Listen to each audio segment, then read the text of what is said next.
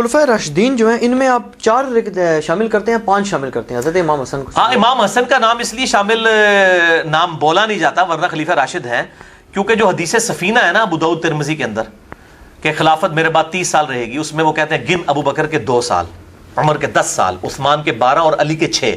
علی کے 6 اصل میں علی کے 5.5 سال ہیں، 6 مہینے سیدنا حسن ابن علی کی خلافت ہے۔ وہ خلیفہ راشد ہیں لیکن وہ حضرت علی کی خلافت میں شامل ہے، اس لیے وہ اس کو ہم جس کہتے ہیں راؤنڈ آف کر کے 30 سال بولتے ہیں۔ امام ابن تیمیہ نے منہاج السنہ میں لکھا ہے کہ خلیفہ راشد 5 ہیں، ابو بکر، عمر، عثمان، علی اور حسن ابن علی۔ اچھا ٹھیک ہے، وہ بھی مانتے ہیں، اور انہوں نے لکھا ہے باقاعدہ نہ ہم معاویہ کو خلیفہ راشد مانتے ہیں اور نہ یزید کو، یہ اسلام کے بادشاہ تھے۔ یہ تو اہل سنت کا متفقہ مسئلہ ہے، خلیفہ راشد نہیں ہے، خلیفہ راشد وہی ہیں۔ تو حسن ابن علی بھی خلیفہ راشد ہیں، یا اس کے بعد کوئی جھلک نظر آئی ہے تو عمر بن عبدالعزیز ہے۔ ٹھیک ہے، اچھا یہ باقی 12 خلفاء پورے ہوں گے قیامت تک۔ یہ شروع میں 12 خلفاء لیتے ہیں، میں نے وہ مسئلہ 102 میں بتایا کہ یہ قیامت تک 12 خلفاء پورے ہونے ہیں، اور 12ویں خلیفہ امام محمد مہدی ہوں گے ہاں انشاءاللہ تعالی رضی اللہ تعالیٰ عنہ علیہ السلام۔ حضرت عثمان غنی رضی اللہ تعالیٰ عنہ کی جو شہادت ہوئی ہے تو اس کے متعلق ایک مفتی اسحاق صاحب ہوتے تھے فیصل آباد والے، وہ بھی اور شیعہ حضرات بھی اکثر و بیشتر یہ بات کرتے ہیں، وہ کہتے ہیں جی اس میں اہل سنت یہ بات کر دیتے ہیں کہ جی مرتدین تھے، یہ تھے، جبکہ وہ کہتے ہیں وہ صحابہ تھے۔ تو اس پہ تھوڑی سی روشنی ڈالیں کہ یہ ایکسٹریم باتیں ہیں دونوں۔ یہ جی بالکل پنڈورا باکس کھل جائے گا۔ مولانا اسحاق صاحب کے حوالے سے میں ایک بات عرض کر دوں کہ میں نے غدیر خم کی حدیث پہ 156 مسئلہ ریکارڈ کرایا، اس پہ کئی لوگوں نے کمنٹس کیا جی آپ نے پوری دنیا میں اہل حدیث علماء کو چیلنج کیا ہے کہ کسی نے ویڈیو میں کبھی غدیر خم بیان نہیں کیا ہے، تو مولانا اسحاق صاحب کرتے رہے۔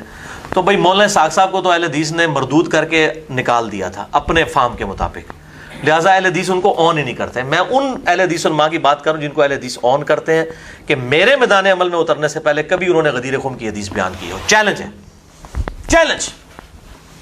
تو اکثر کو پتہ ہی نہیں، میں کئی فاروق تحصیل لوگوں سے پوچھوں ان کو پتہ ہی نہیں ہے، اور تعریف کی ہے انہوں نے، اہل حدیث علماء نے اپنی کتابوں میں تعریف کر دی ہے کہ قرآن اور اہل بیت کو قرآن و سنت لکھ دی ہے، ٹھیک ہے، کسی نے آدھی حدیث لکھ دی ہے، میں نے مسئلہ 156 ریکارڈ کروا دیا ہے۔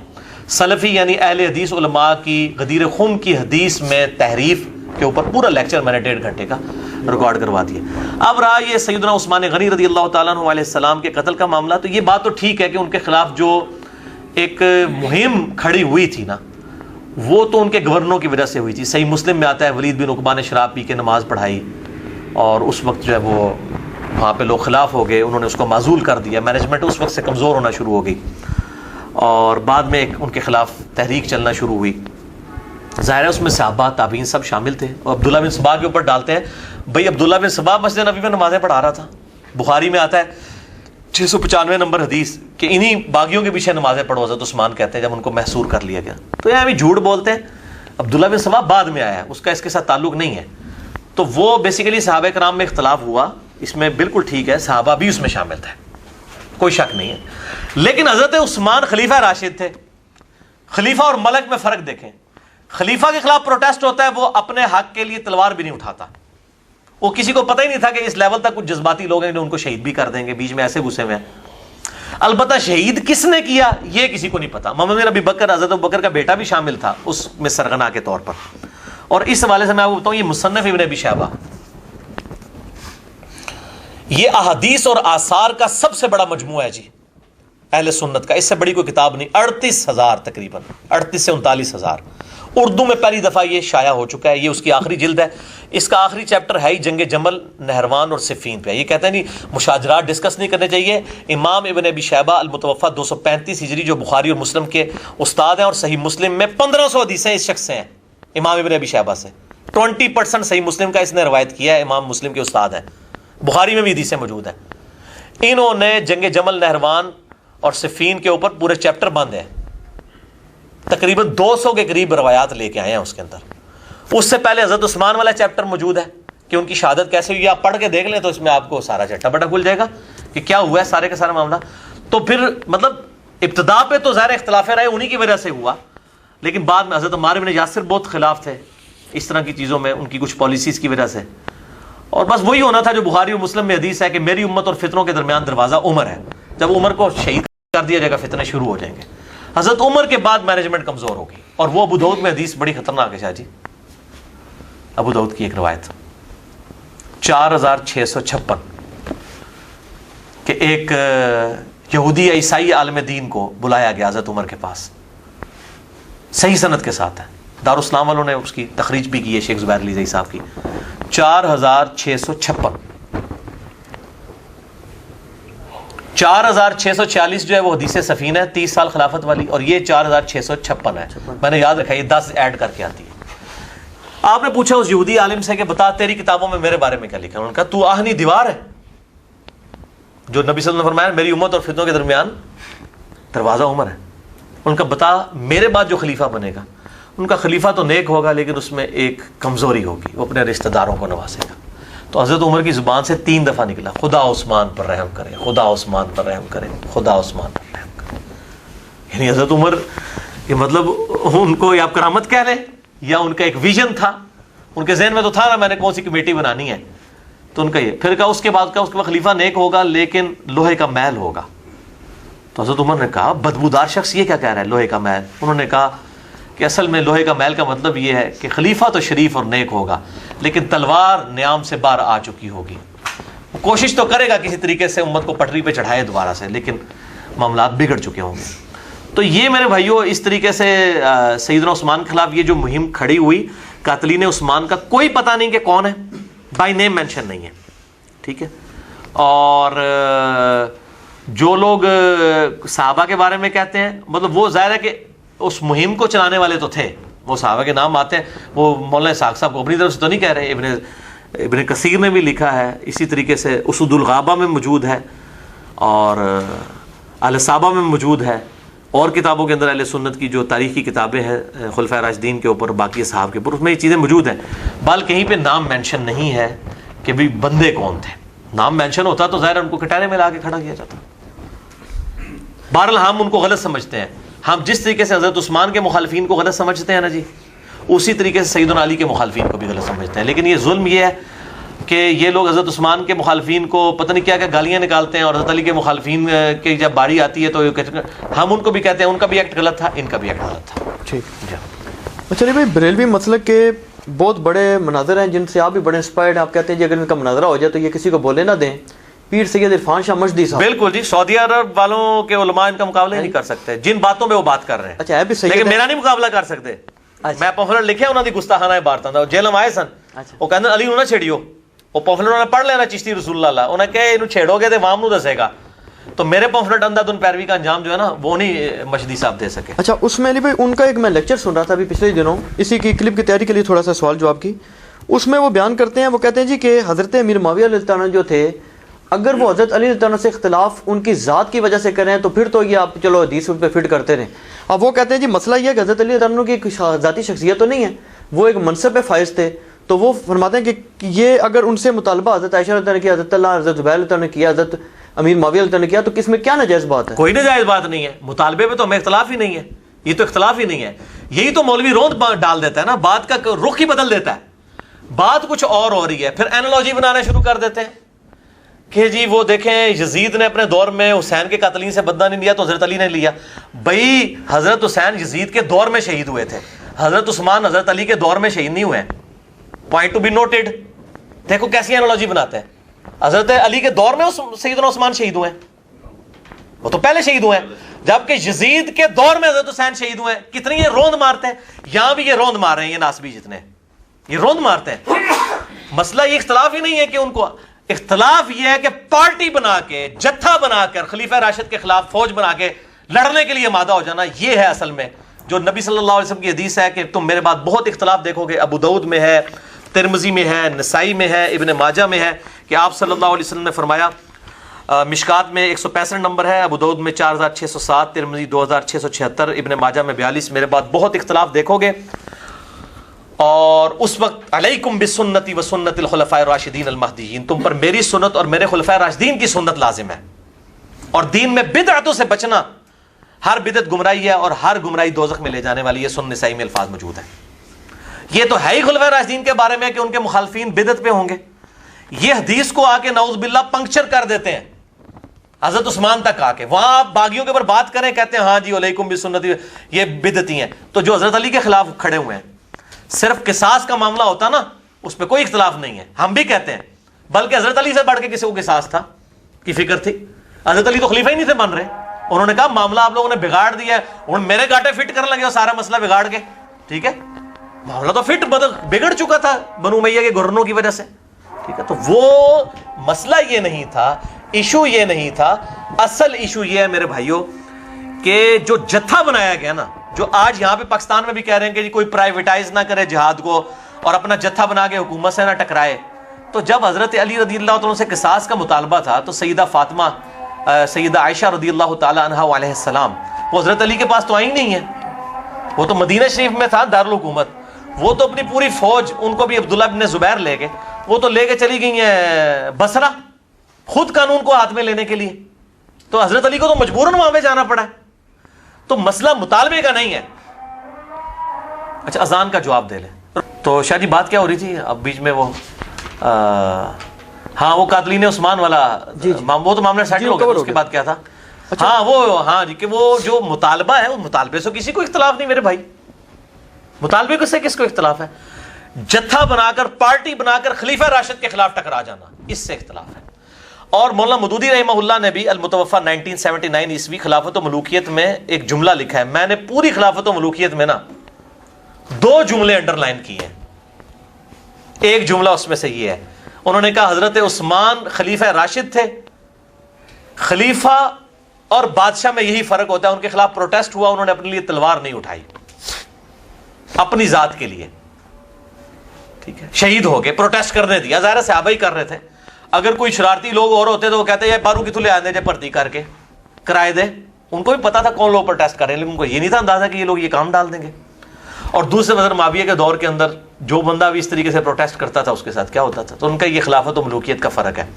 دوسرا جملہ میں جو میں نے ان کا انڈر لائن کیا ہے وہ یہی ہے کہ اگر حضرت معاویہ بن ابی سفیان رضی اللہ تعالیٰ عنہ کی غلطیوں کو ہم غلطی نہیں کہیں گے تو ہم حق اور باطل, غلط اور صحیح کے معیار کو خطرے میں ڈال دیں گے. اتنے سافٹ الفاظ استعمال کیے انہوں نے. میں کہتا ہوں جی خلافت و ملوکیت سے سافٹ کتاب ہی کوئی نہیں ہے. اور اس کے اندر جو کمزوری تھی ہم نے پوری کر دی ہے اس پمفلٹ کے ذریعے. یہ جو پس منظر لکھتی ہے, یہ زمین میں آپ سمجھ لیں اس کا نیکسچر ہے.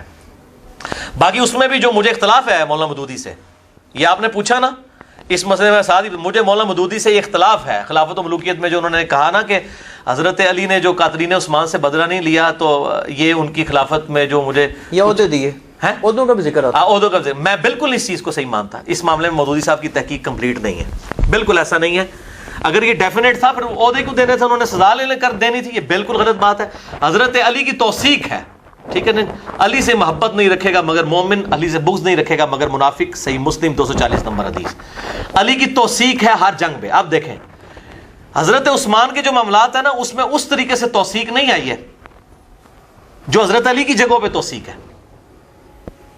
تو ہم نبی صلی اللہ علیہ وسلم کی غیبی خبروں کی بنیاد پہ کہتے ہیں کہ حضرت علی کا سٹانس ٹھیک تھا, اور چونکہ جھگڑا ہی حضرت علی کی جنگوں پہ بننا تھا اس لیے حدیثیں اسی کے اوپر میں نے 72 حدیثوں میں جمع کی ہیں. جنگ جمل کے اوپر وہ جو حدیث اتنی مشہور ہے مسند احمد کی کہ میری بیوی پہ کتے بھونکیں گے, ہو پہ اما عائشہ پہ بھونکے تو رونا شروع کر دیا. واپس جانے لگی تو ابن زبیر کے جی اما صلح کے لیے لے کے جا رہے ہیں, اور بعد میں پوری زندگی روتی تھی, دوپٹہ دار ہو جاتا. ان کے الفاظ ہیں کہ میں نے نبی صلی اللہ علیہ وسلم کے بعد کی بدعت کی ہے, احدثہ کے الفاظ ہیں. اس کا کیا حوالہ ہے؟ یہ میں نے اس کے اندر لکھا ہے میرے بھائی. اچھا آپ نے یہ پمفلٹ نہیں پڑھتے, یہ سمندر ہے. کئی لوگوں نے یہ پمفلٹ جو ہے نا اس کو سمجھا کہ شاید یہ اسی طریقے سے لکھ دیا گیا. میرے بھائی اس پمفلٹ کے اندر یہ حدیث جو ہے نا جی وہ المصنف ابن ابی شیبہ میں ہے 37772. البانی صاحب صحیح کہتے ہیں اس کو, شیخ زبیر علی زئی صاحب بھی, اور میں نے البانی صاحب کے پورے کامنٹس نقل کیے ہیں کہ حضرت عائشہ پوری زندگی شرمندہ تھی اس بات کے اوپر, ان کا دوپٹہ تار ہو جاتا تھا. اس کے کئی الفاظ تو بخاری میں کتاب الجنائز میں موجود ہے, میں نے اس کا بھی ریفرنس دیا ہے. تو وہ بعد میں شرمندہ رہی, حضرت علی نے ان کو معاف بھی کر دیا. حضرت طلحہ جنگ چھوڑ گئے, ان کو مروان نے قتل کیا, المستدرک للحاکم کی میں نے روایت ڈالی ہے. حضرت زبیر جنگ چھوڑ گئے, ان کو حضرت علی کے ایک فوجی نے جا کے قتل کیا, تو حضرت علی نے کہا میں تجھے دوزخ کی بات بشارت سناتا ہوں سیدنا زبیر کو. تو یہ لوگ تو جنگیں چھوڑ گئے تھے, ان لوگوں نے تو مطلب اسی تو جنگ جمل ہار گئے تھے نا یہ لوگ, ٹھیک ہے. تو جنگ جمل میں جو لوگ آئے, جنگ صفین میں, صفین کے بارے میں بخاری کی جو حدیث ہے جو شیخ زبیر صاحب کہتے تھے علی بھائی میں کہاں پڑھتا ہوں یہ حدیث پڑھتا ہوں بخاری 2812 کہ عمار کو وہ باغی جماعت قتل کرے گی, عمار ان کو اللہ کی طرف بلائے گا, وہ جماعت دوزخ کی طرف بلانے والی ہوگی. نعوذ باللہ. جنت اور اللہ کی طرف دونوں الفاظ ہیں, بخاری 2812, اور وہ دوزخ کی طرف. وہ کہتے ہیں میں اس کی کیا تعویل کروں. اب وہ تو آپ پتہ ہے مسند احمد کی اتنی روایتیں ہیں کہ کس نے ابو الغادیہ نے شہید کیا جو کہ اصحاب شجرہ میں سے تھا, اور البانی صاحب نے اس کے اوپر کمنٹس کیے ہیں کہ کچھ لوگ کہہ رہے ہیں کہ خیر ہے اس نے کر دیا ہے تو صاحب شجرہ میں سب بخشا جائے گا. انہوں نے کہا نعوذ باللہ, یہ آپ کیا کام کر رہے ہیں؟ نبی صلی اللہ علیہ وسلم تو اس کے بارے میں کہہ رہے ہیں مار کا مال لوٹنے والا اور جو ہے قتل کرنے والا دوزخ میں ہے. اس حدیث کو شیخ زبیر صاحب نے کھینچ تان کے ضعیف ثابت کیا ہے. اور میں نے شیخ زبیر صاحب سے فون پہ بات کی, میں نے کہا شیخ صاحب یہ آپ نے یہ حدیث صحیح ثابت تو آپ سے نہیں ہوئی ہے, مجھے بھی تو علمی بحث پڑھ کے پتہ چل گیا کہ کمزور ہے. شیخ بھائی علی بھائی میرے تو 3 دن پسینے چھوٹے رہے ہیں اس کو ضعیف ثابت کرنے کے لیے. میں نے کہا کیوں؟ کہتے ہیں مسند ابو الغادیہ موجود ہے, مسند احمد میں ابو الغادیہ رضی اللہ تعالیٰ عنہ سے احادیث ہیں, تو میں نے ان کا دفاع کرنا تھا, تو میں تو اس حدیث کو کیسے صحیح مانوں؟ میں نے کہا دفاع ہم بھی رضی اللہ تعالیٰ عنہ کہتے ہیں, غلطی اپنی جگہ, ٹھیک ہے, لیکن تخصیص آ جائے گی. شیخ البانی نے حدیث حوض پہ سیدہ عائشہ کے جو معاملات ہیں لکھا, وہ کہتے ہیں مجھے حیرانگی ہے کہ شیعہ تو 12 کو معصوم مانتے ہیں نا, اور یہ سنی سارے صحابہ کو معصوم مان رہے ہیں, اور ان کو جو اس طرح کی بات کر رہے ہیں. مانے غلطی ہوئی ہے, سیدھی سی بات ہے, غلطی کا بیان جو ہے وہ کوئی گستاخی نہیں ہے. حضرت آدم کی غلطی کا بیان جو ہے, اس کے بعد لعنت کرنا, سب و شتم کرنا, البانی سے بڑا کون ہے اہل سنت یا اہل حدیث؟ اور مجھے تو اب ڈر لگ رہا ہے, اور میں نے یہ پریڈکشن کر دی کہ اہل حدیث ان قریب اسے نکال دیں گے. میں نے شیخ البانی کو نام دیا دور حاضر میں اہل بیت کی محبت کا امام شیخ محمد ناصر الدین البانی المتوفی 1999 عیسوی. تو ان کا سٹانس ٹھیک تھا, مطالبہ کرنا چاہیے تھا. حضرت علی خود بھی اس حق میں تھے, حضرت علی اتنا عرصہ تک حضرت عثمان کو بھی سمجھاتے رہے. مسئلہ یہ ہے کہ جتھا کیوں بنایا؟ اب میں پوچھتا ہوں کہ حضرت عائشہ نے یہ سارا جب یہ تماشا ہوا جمل والا, اس کے بعد حضرت عائشہ کتنے سال زندہ رہی ہیں؟ 58 ہجری میں فوت ہوئی ہیں. یہ 37 ہجری کا واقعہ ہے, تقریباً آپ سمجھ لیں 20 سال تک. اس 20 سال میں کبھی اما عائشہ نے دوبارہ قتل عثمان کے مطالبے کا ذکر کیا؟ ان کو پتہ چل گیا تھا یہ پیچھے کیا تھی انٹینشن. ادھر بھی صفین کے اوپر حدیثیں موجود ہیں, نہروان کے اوپر بخاری اور مسلم میں پورے چیپٹر ہیں کہ امت کے بہترین لوگ ہوں گے جو قتل کریں گے خوارج کو. حضرت علی کے پیچھے تو حدیثیں کھڑی ہیں, نبی صلی اللہ علیہ وسلم کی پریڈکشنز کھڑی ہوئی ہیں. لہٰذا حضرت علی کو تو سرٹیفکیٹ ملا ہوا ہے کہ ان کی جنگ حق پر ہے, بلکہ ان کو کیا سرٹیفکیٹ؟ صحیح مسلم کی حدیث علی سے محبت نہیں رکھے گا مگر مؤمن, علی سے بغض نہیں رکھے گا مگر منافق. ان کی محبت لٹمس ٹیسٹ ہے ایمان کا. مطالبے سے میں اختلاف نہیں ہے, جتھا بنا کے پارٹی بنا کے اس طریقے سے کرنا, اس چیز سے اختلاف ہے. تو اس میں ریٹ آف دا گورنمنٹ تو قائم ہوگی. حضرت علی کی ذمہ داری تھی کہ جو جتھا بنائے گا, اور ایک اس ریاست سے جو 3 براعظموں میں پھیلی ہوئی ہے, ایک صوبے کا گورنر اٹھ کے جو ہے وہ ٹکراؤ کرنے کی کوشش کرتا ہے اور چند لوگ اکٹھے ہوتے ہیں, تو ریٹ آف دا گورنمنٹ تو قائم ہوگی. ان کو تو حدیث سے پتہ تھی.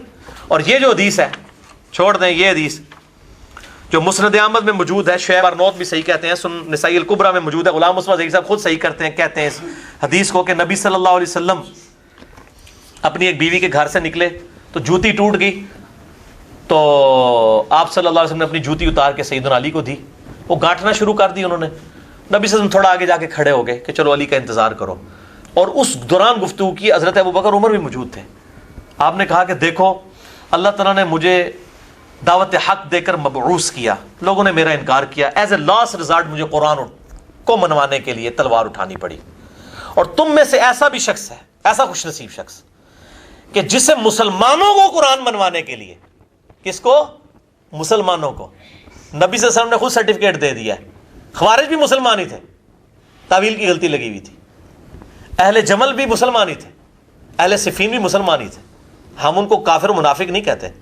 مسلمانوں کو قرآن منوانے کے لیے مسلمانوں کے خلاف تلوار اٹھانی پڑے گی. حضرت ابوبکر کہتے ہیں یا رسول اللہ میں ہوں, حضرت عمر کہتے ہیں میں ہوں. آپ نے فرمایا بلکہ وہ شخص جو میری جوتیاں گانٹ رہا ہے. صحابہ دوڑے نبی صلی اللہ علیہ وسلم کی بات سن کے حضرت علی کے پاس, اور کہا آپ کے لیے اتنی بڑی بشارت ہے کہ آن دی بہاف آف پروفٹ آپ یہ کام کریں گے. حضرت علی مسکرا پڑے. صحابہ کہتے ہیں ہم سمجھ گئے کہ حضرت علی کو یہ بات پہلے ہی سے پتا تھی کہ میں نے یہ کام کرنا ہے. وہ پائی جی ڈیوٹی لا کے گیا نبی صلی اللہ علیہ وسلم خود. انہوں یہ شک ہوئے گا کہ منو جمل کرنی چاہیے, صفین کرنی چاہیے, نہروان کرنی چاہیے, اس کے پیچھے تو نبی کھڑا ہوا ہے. تو یہ دھوکے دیتے ہیں, یہ روند مارتے ہیں. بھائی یہ دلائل النبوہ ہیں, نبی صلی اللہ علیہ وسلم کی نبوت کی خبریں ہیں. اور پھر یہ المصنف ابن ابی شیبہ سے لے کے آتے ہیں کہ جی سیدنا علی پچھتاتے تھے, کاش میں جمل سے 20 سال پہلے فوت ہو گیا ہوتا. اور یار یہ دردناک چیپٹر تو پڑھو.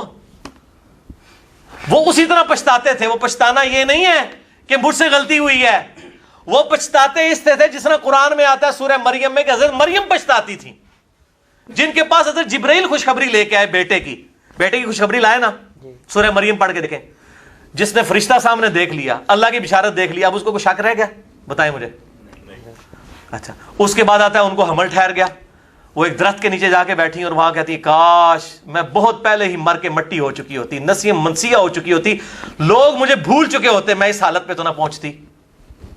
اس کا مطلب حضرت مریم کو شک تھا جی, ناسبیو حضرت مریم کو اللہ اور جبرائیل پہ شک تھا. ان کو پتا تھا کہ اس میں جبرائیل کہتا ہے کہ آپ کے بیٹے کو ہم نشانی بنانے والے ہیں. یہ بحثیت انسان وہ انہوں نے یہ دکھ کیا کہ ٹھیک ہے اللہ تعالیٰ نے مجھے چنا تو صحیح, لیکن ان کو یہ خدشہ تھا کہ اتنی بڑی آزمائش میرے اوپر آئی ہے, اس آزمائش سے میں کیسے نکلوں گی. لوگ تو کہیں گے یہ بچہ کہاں سے اٹھا کے لے, اس کی تو شادی نہیں ہوئی ہے. انسان ہونے کی حیثیت تو انسان کو پریشانی تو ہوتی ہے.